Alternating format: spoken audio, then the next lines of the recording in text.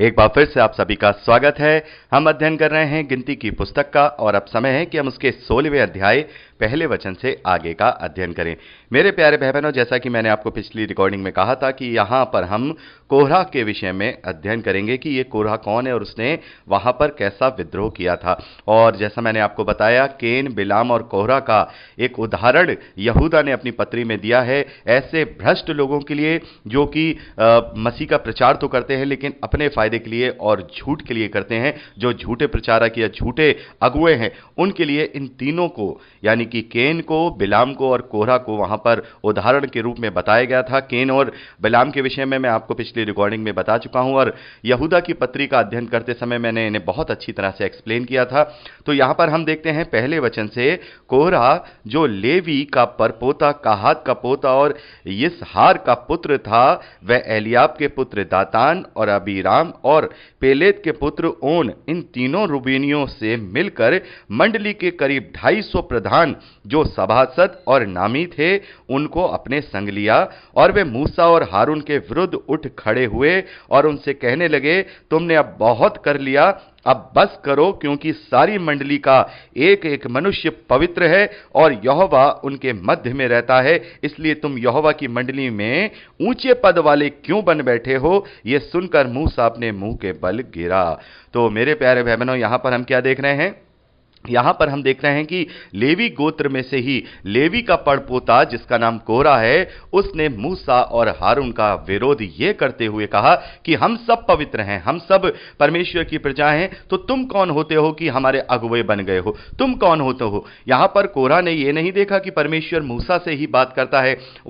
यहां पर कोरह ने यह नहीं देखा कि जो मिलाप वाला तंबू है उसमें जो अति पवित्र स्थान है उसमें केवल हारून ही जा सकता था। हमने वहां देखा उसके दो बेटे वहां गलत रीति से गए और वो मारे गए, ये नहीं देखा। लेकिन अपनी महत्वाकांक्षाओं के कारण, अपने आप को ऊंचा करने के कारण उसने वहां पर मूसा और हारून का विरोध किया, या हम कहें एक तरीके से विद्रोह किया है।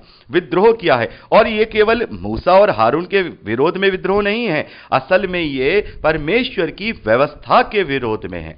परमेश्वर की व्यवस्था के विरोध में यह विद्रोह है, क्योंकि परमेश्वर ने ही मूसा को ठहराया है, उसे चुना है, और परमेश्वर ने ही हारून और उसके घराने को ठहराया है कि वो याजक हो सकें। तो यहां पर एक तरीके से वो मूसा की नहीं वरन वो परमेश्वर का विद्रोह कर रहे हैं। तो कोरह का जो हम कहेंगे जो कैरेक्टर है वो एक विद्रोही के रूप में दर्शाया जाता है, एक विद्रोही के रूप में। और हम देखते हैं कि कुछ प्रचारक ऐसे हैं, वो बिलाम जैसे नहीं हैं, वो केन जैसे नहीं हैं, लेकिन वो अपनी मानवीय बुद्धि और अपनी महत्वाकांक्षा के अनुसार वो विद्रोही हो गए हैं। कैसे हो गए हैं? वहां पर उन्होंने मूसा का विरोध किया, वहां पर उन्होंने हारून का विरोध किया कि भाई तुम ही क्या अगुवे बनोगे, हम में से कोई और भी तो अगुवा बन सकता है, इस प्रकार का विरोध किया।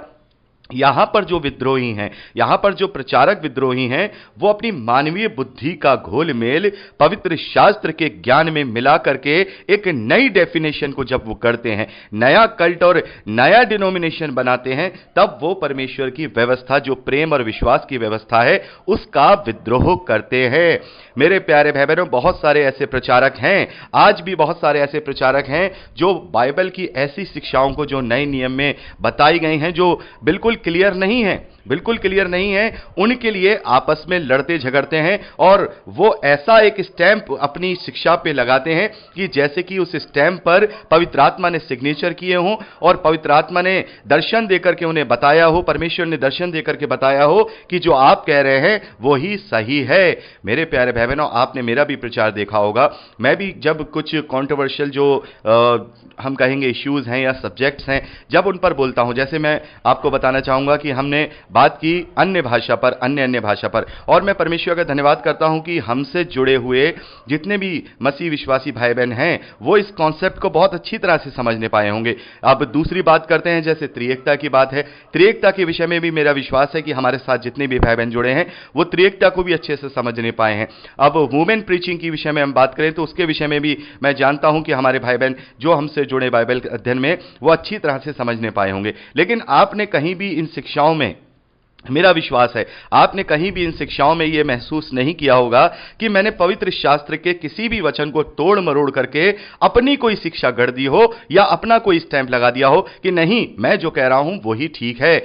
मैंने कभी ऐसा नहीं कहा। क्यों? क्योंकि जिस बात को अगर पवित्र आत्मा हमें पूर्ण रीति से सिद्ध करके ना समझाए, जब तक उसमें हम कोई भी मोहर या स्टैंप ना लगाएं, अगर हम ऐसा करते हैं, जैसे मान लीजिए अगर मैं कहता हूं कि नहीं, जो बाइबल है वो ये कहती है कि वुमेन प्रीचिंग कर सकती है, वुमेन पास्टर बन सकती है, वुमेन बपतिस्मा दे सकती है, ये सब कर सकती है और ये बिल्कुल सही है, और बाकी जितने हैं सारे गलत हैं, तो उसका मतलब यह है कि मैं परमेश्वर की व्यवस्था का, परमेश्वर के लिखे हुए वचन का अपनी संसारिक बुद्धि के द्वारा अपने आप को ज्ञानवान बन के अपनी मोहर लगा रहा हूं। यहां पर हमेशा मेरा जो स्टैंड रहा है वो बिब्लिकल रहा है।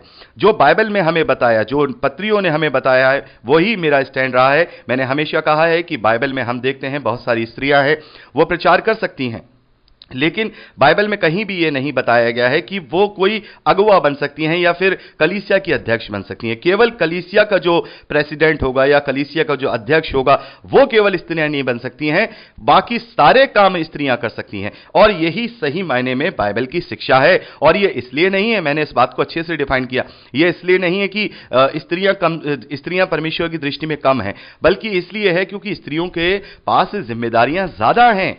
स्त्रियों के पास जिम्मेदारियां ज्यादा हैं, उनके बच्चों की जिम्मेदारी है, उनके परिवार की जिम्मेदारी है, और बहुत सारी शारीरिक उनकी बनावट भी ऐसी है कि वो 100% उस पद को नहीं दे सकती हैं, इसीलिए उन्हें इस पद से दूर रखा गया है।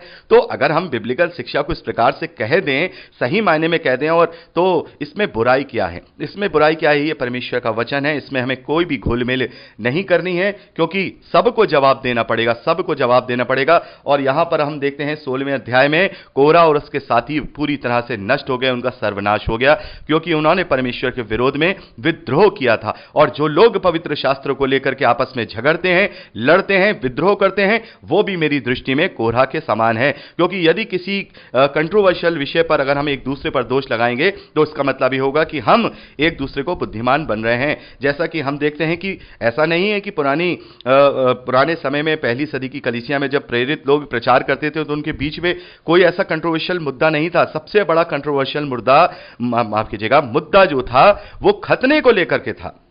इस बात को लेकर के जो हम देखते हैं कि जो प्रचारक थे, प्रेरित थे, वो बड़े ही आपस में कंफ्यूज रहते थे कि खतना अन्य जातियों में होना चाहिए कि या नहीं होना चाहिए। और जो कॉन्फ्रेंस हमने प्रेरितों के कार्य 15वें अध्याय में पढ़ी है, सभी लोग वहां जमा हैं, जिसमें पौलुस को भी बुलाया गया है। यरूशलेम में वो सभा होती है प्रेरितों के कार्य 15वें अध्याय में। हमने अच्छी तरह से देखा कि वहां पर उन्होंने बीच में बैठ करके, एक साथ बैठ करके उसका एक हल निकाला, और सर्वसम्मति से ये बात वहां पर उन्होंने पारित की कि अन्य जातियों पर अब हम और ज्यादा बोझ नहीं देंगे, उनको अब जो खतना है उसके बोझ से अलग किया जाएगा, यानी अन्य जाति अब खतना नहीं कराएंगे। उससे पहले क्या था? बहुत कंट्रोवर्शियल था। एक प्रचारक कहता था कि नहीं, खतना कराना पड़ेगा, एक प्रचारक कहता था खतना नहीं कराना पड़ेगा, एक प्रचारक कहता था कि सप्ताह का दिन मानना पड़ेगा, एक कहता था नहीं मानना पड़ेगा। लेकिन उन्होंने एक दूसरे पर दोष नहीं लगाया, बल्कि मिल के बैठ के उसका एक हल निकाला है। तो यदि कोई कंट्रोवर्शियल बात निकलती है तो परमेश्वर का विद्रोह करने की बजाय हम एक साथ बैठ करके समस्त जो मसीही विश्वासियों की कलीसियाएं हैं वो बैठ करके उसका सही बिब्लिकल रेफरेंस लेकर करके एक करें। लेकिन यहां पर हम क्या देख रहे हैं? ये जितनी भी डिनोमिनेशंस हैं, जितनी भी डिनोमिनेशन अपने आप को सच्चा कहती हैं, आज मेरी इतनी पावर नहीं है, ना ही मेरी इतनी बड़ी अभी कोई इतनी बड़ी कलीसिया है कि मैं इन लोगों से जाकर के बोलूं कि नहीं आप लोग बैठ करके कॉन्फ्रेंस करो। लेकिन बड़ी बड़ी कलीसियाएं हैं, बड़ी बड़ी कलीसियाएं हैं, ये लोग आपस में क्यों नहीं एक अपना संविधान बनाते, मिलकर के क्यों मसीह की बाइबल को लेकर क्यों नहीं कॉन्फ्रेंस करते? जब तक करें जब तक कोई कंक्लूजन ना निकले, जब तक करें, चाहे वो CNI के लोग हों, मेथोडिस्ट के लोग हों, रोमन कैथोलिक चर्चेज हों, दूसरे हों, जो सही या पेंटाकोस्टल हों, ये सही आपस में अपने अपने जो विद्वान हैं उनको बैठा करके मीटिंग बाइबल से क्यों नहीं करते? क्यों नहीं ये रेफरेंस में आपस में एक दूसरे को एक मत करते? ताकि अगर हम रोमन कैथोलिक चर्चेज में जाएं तो वहां भी वही शिक्षा मिले, अगर हम CNI चर्चेज में जाएं तो हमें वहां भी हमें वही शिक्षा मिले, मेथोडिस्ट में जाएं तो वहां पर भी हमें वही शिक्षा मिले, पेंटाकोस्टल में जाएं तो वहां भी हमें वही शिक्षा मिले। हाँ, यानी कि मेरा कहने का मतलब है कि जिस किसी भी चर्च में जाएं हमें वो एक सी ही शिक्षा मिले। इसके लिए ये लोग प्रयास क्यों नहीं करते? मैं परमेश्वर से प्रार्थना करता हूं कि यदि परमेश्वर ने मुझे इस योग्य किया कभी भविष्य में, तो ये मेरी बहुत बड़ी एक इच्छा है मन की कि मैं सबको इकट्ठा करके, मैं ये नहीं कह रहा हूं कि सबको एक मिलाना नहीं, सबको इकट्ठा करके कम से कम बाइबल के आधार पर एक दूसरे से हम लोग वार्तालाप करके उस विद्रोह को ना करें जो कोरह का विद्रोह हो रहा है। यानी कि रोमन कैथोलिक चर्चेस के जितने भी पास्टर्स हैं या जितने भी जो अगुवे हैं वो क्या कर रहे हैं, एक तरीके से कोरह की तरह समानी तो बने हुए हैं। जो उन्होंने उनके अगुओं ने कह दिया उन्होंने मान लिया, जो उनके अगुओं ने पिछले जो कहते आए हैं उन्होंने मान लिया और उन्होंने दूसरों को गलत ठहरा दिया। दूसरी कलीसियाएं क्या कर रही हैं, अपनी जो संविधान उनके जो पुराने बने हुए हैं उसी पे चल रही हैं, जो वो कर रहे हैं उसे ही वो सही मान रहे हैं। पेंटाकोस्टल में क्या हो रहा है, वो यही हो रहा है कि नहीं हम तो अन्य भाषा में बात करेंगे, हम तो अन्य भाषा में बात करेंगे। यानी कि ये सब क्या कर रहे हैं, ये सब क्या कर रहे हैं, जो जो अपना अपना डिनोमिनेशन बना के बैठा है वो सब कोरह की जैसी चाल चल रहे हैं। मेरे प्यारे भाई बहनों, आप मेरी बातों से जरूर सहमत होंगे, लेकिन हम परमेश्वर का धन्यवाद करते हैं कि हम किसी डिनोमिनेशन को फॉलो नहीं करते हैं, हम किसी डिनोमिनेशन को फॉलो नहीं करते हैं, ना ही हम किसी डिनोमिनेशन को क्रिएट करते हैं। यहां पर केवल केवल परमेश्वर का वचन बताया जाता है, केवल केवल परमेश्वर के वचन को ही हमने अध्ययन किया है, केवल उसके अनुग्रह को, उसके प्रेम को, उसकी पवित्र आत्मा की सहभागिता को हमने प्रचार किया है और प्रभु यीशु मसीह के सत्य को हमने प्रचार किया है। हमने कोई यहां पर आडंबर की बात नहीं कही, हमने कोई यहां परंपरा की बात नहीं कही, हमने यहां कोई ऐसी बात नहीं कही जिससे हम ये कह सकें कि हम किसी डिनोमिनेशन में फंस गए हैं। यहां पर जो बाइबल अध्ययन हमने किया है वो बाइबल अध्ययन ऐसा है कि हम किसी भी डिनोमिनेशन में जाकर के उनको वहां पर हम उनको अच्छी शिक्षा दे सकते हैं, उन्हें अच्छी तरह से समझा सकते हैं और कोरह जैसे लोग जो अनजाने में कोरह बने हुए हैं उनको कोरह बनने से बचा सकते हैं। तो मेरे प्यारे भाई बहनों, अपनी पर्सनल प्रार्थनाओं में इस विषय को भी आप याद रखा करिए कि एक समय परमेश्वर ऐसा आए, परमेश्वर ऐसा हो कि पवित्र आत्मा की सामर्थ ऐसे अगुओं में हो कि वो बैठ करके, जैसे यरूशलेम में प्रेरितों के कार्य 15वें अध्याय में वो कॉन्फ्रेंस हुई थी, ऐसी एक बिग महा कॉन्फ्रेंस ऑल ओवर वर्ल्ड में हो, जितनी भी जो सही डिनोमिनेशन है, मैं कल्ट की बात नहीं कर रहा हूं, जैसे यरूशलेम माता है और यहोवा विटनेसेस है, ये सब तो सब झूठे हैं, ये तो शैतान की कल्ट्स है। जो लोग छोटे छोटे डिफरेंसेस लेकर के मसीह के जो डिफरेंसेस है उनमें जो फंसे हुए हैं, मैं बस परमेश्वर से प्रार्थना करता हूं ये सब कलीसियाएं, भले ही इनके अलग अलग मिनिस्ट्रीज हों, इससे कोई फर्क नहीं पड़ता, लेकिन सबकी डॉक्ट्रिन से एक हो। और मैं आपको एक एग्जाम्पल देना चाहूंगा, शायद ये मैं आउट ऑफ कॉन्टेक्स्ट में जा रहा हूं, लेकिन मैं आपको एग्जाम्पल देना चाहूंगा कि एक बहुत पुरानी बात है, शायद मैं आपको पहले भी बता चुका हूं कि एक व्यक्ति एक चर्च गया और वहां पर उसने कहा कि मैं यहाँ की मेंबरशिप लेना चाहता हूं। तो उस पास्टर ने उसको ये बोला कि तुमने कहां से बपतिस्मा लिया है? उसने कहा मैंने यहां से और इनसे बपतिस्मा लिया है। तो उस पास्टर ने उससे पूछा कि व्हाट इज योर डॉक्ट्रिन्स, तुम्हारी डॉक्ट्रिन्स क्या है? तो दिमाग चकराने वाले सवाल होते हैं कि डॉक्ट्रिन्स क्या है, बाइबल एक है तो डॉक्ट्रिन अलग कैसे हैं? तो हमारा ये मुहिम, हमारी जीवन का ये लक्ष्य होना चाहिए कि हम सब मसीह विश्वासियों की एक डॉक्ट्रिन हो, वो डॉक्ट्रिन, वो शिक्षा केवल प्रभु यीशु मसीह की ओर से हो, उसमें कोई भी कोहरा वाली बात ना हो, कोई भी ऐसी बात ना हो कि हम अपने आप को बुद्धिमान बन के कोहरा जैसे बने, क्योंकि कोहरा के विषय में आपने आगे इसमें पढ़ सकते हैं मेरे प्यारे भाई बहनों, इसे आप अपने आप से पढ़िएगा कि वहां पर क्या हुआ, कि कैसे कैसे करके आप देख सकते हैं। पूरे 16वें अध्याय को आप पढ़िएगा, 16वें अध्याय में कि कैसे कैसे जितने कोरह के 7 लोग थे, परमेश्वर का क्रोध उन पर भड़का और वो सब धरती में समा गए। और उसके बाद हम देखते हैं कि परमेश्वर ने मरी भी फैलाई और जो 250 प्रधान कोरह के साथ हो गए थे वो सब भस्म कर दिए गए, वो सारे के सारे मार डाले गए, उन सब का सर्वनाश हो गया। तो ये तो एक हम कहेंगे कि एक प्रतीकात्मक रूप से यहां पर एक शारीरिक दंड हम देख रहे हैं कोरह का। लेकिन मेरे प्यारे भाई बहनों, जो हम मसीह विश्वासियों में जो कोरह का रोल प्ले कर रहे हैं, शायद वो अपनी बुद्धि में फंस करके अपने आप को सही समझ रहे हैं, वो कोहरा जो प्रतीकात्मक कोहरा बने हुए मसीह विश्वासियों में, उनका आत्मिक दंड बहुत ही भयानकता के साथ उनकी बाट जोरा है और परमेश्वर का क्रोध अपने धीरज के द्वारा रुका हुआ है। और जिस वक्त न्याय किया जाएगा, मैं समझता हूं कि चाहे वो मैं ही क्यों ना हूं, उसके क्रोध से बच नहीं पाएंगे। इसलिए मसीह विश्वासियों को, खास तौर पर सेवकों को, कोहरा जैसा रोल प्ले करने से बचना चाहिए, क्योंकि ये रोल ऐसा होता है कि हो सकता है इसमें पैसे के लालची लोग ना हों, बहुत अच्छे लोग हों, पैसे के लालची ना हो, बिलाम जैसे ना हो, उनमें क्रोध भी ना हो, उनमें हम कहें ईगो भी ना हो, उनमें घमंड भी ना हो, लेकिन गलत शिक्षाओं का गलत फहमी जरूर पाल करके बैठे हुए हैं उस बुद्धिमानी के द्वारा, जिसमें हम अपनी बुद्धि में फंसकर मूर्ख बन जाते हैं। जैसे रोमियो की पत्री 1 अध्याय में हम पढ़ते हैं 22वें वचन में कि हम अपनी बुद्धिमानी में फंसकर मूर्ख बन जाते हैं। तो ऐसे लोगों से हमें बचना है और ऐसे लोगों को समझाना है। और यदि हम इस श्रेणी में हैं तो हम अपने आप को जांचें, कहीं हम कोरह जैसी चाल तो नहीं चल रहे हैं।